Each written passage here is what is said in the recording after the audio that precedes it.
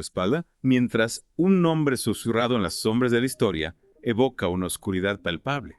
Hoy nos adentramos en un caso que no solo sacudió una nación, sino que además dejó tras de sí un mar de preguntas sin respuesta, inquietantes preguntas. Exacto, nos sumergimos en la turbia realidad que envolvió la figura de Moses Sitol, un nombre que para muchos evoca escalofríos de incertidumbre y un horror casi tangible. Los archivos que has compartido con nosotros abren una ventana a una época marcada por la inquietud, la zozobra.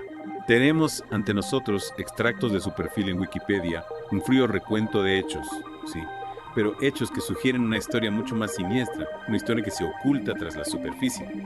Hoy vamos a explorar los orígenes de este hombre, los eventos que pudieron haberlo marcado, llevándolo por un camino tan oscuro.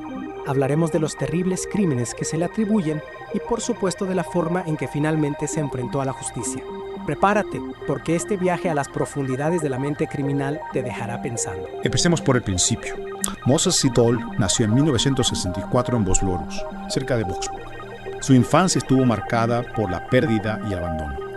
Primero, la muerte de su padre y luego el abandono de su madre. Una infancia difícil, sin duda. Imagínate pasar 3 años en un orfanato, un lugar donde, según las propias palabras de Sitol, sufrió maltrato. ¿Cómo afecta eso a un niño, a su desarrollo, a su visión del mundo? Es una pregunta difícil de responder. Lo que sí sabemos es que su historia se vuelve aún más oscura a partir de ahí. En su adolescencia fue arrestado por violación y pasó 7 años en prisión. El mismo Sitole afirmó que esta experiencia lo transformó, lo empujó hacia una espiral de violencia extrema. Una justificación escalofriante, ¿no crees? Sin duda. Una pregunta que nos surge a menudo en esos casos es, ¿las circunstancias crean al monstruo o simplemente revelan la oscuridad que ya estaba allí? Es una pregunta compleja. Lo cierto es que Sitol afirmaba que las mujeres que asesinó le recordaban a quienes lo acusaron falsamente de risa. Una venganza retorcida, terrible, llevada a cabo con una brutalidad escalofriante. Y lo más inquietante es que para aquellos que lo conocían, Sitole era un hombre tranquilo, apacible. Incluso creó una organización benéfica llamada Juventud contra el Abuso Humano. Una ironía macabra, ¿verdad? Totalmente. Usaba esta fachada para atraer a sus víctimas, mujeres que buscaban trabajo y que confiaban en él.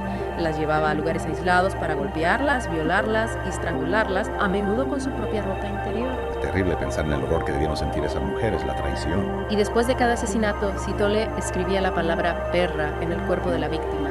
Incluso llamaba a las familias para burlarse de su dolor. Es un nivel de crueldad que cuesta comprender. En 1995, el pánico se apoderó de Sudáfrica. Se le atribuían más de 30 asesinatos. Incluso Nelson Mandela intervino pidiendo ayuda para capturar a este monstruo. La situación era insostenible. Y entonces, en octubre de 1995, Sitole contactó con una periodista, Tamsin de Beer, y le confesó ser el asesino que buscaba. Increíble. ¿Por qué lo hizo? ¿Quién sabe? Tal vez buscaba notoriedad. Lo que sí hizo fue confesar un número aún mayor de víctimas, 76 en total. Para probar que decía la verdad, dio indicaciones precisas sobre dónde encontrar uno de los cuerpos. Era una mente retorcida. Finalmente fue capturado en Johannesburgo tras un enfrentamiento con la policía. Durante el arresto, atacó a un agente con un hacha y recibió un disparo. En el hospital se descubrió que era VIH positivo. Otro giro trágico en esta historia. El 5 de diciembre de 1997 fue juzgado y condenado. Recibió 50 años de prisión por cada uno de los 38 asesinatos probados, además de 2 condenas por violación y robo. En total, la sentencia sumaba 2.000 cuatadas de 10 años de prisión. Es una cifra casi imposible de comprender. El juez incluso dijo que si la pena de muerte no hubiera sido abolida ese año, la habría aplicado en este caso. Y se le impuso una orden de cumplir al menos 930 años antes de ser siquiera considerado para la libertad condicional. En la práctica, una cadena perpetua.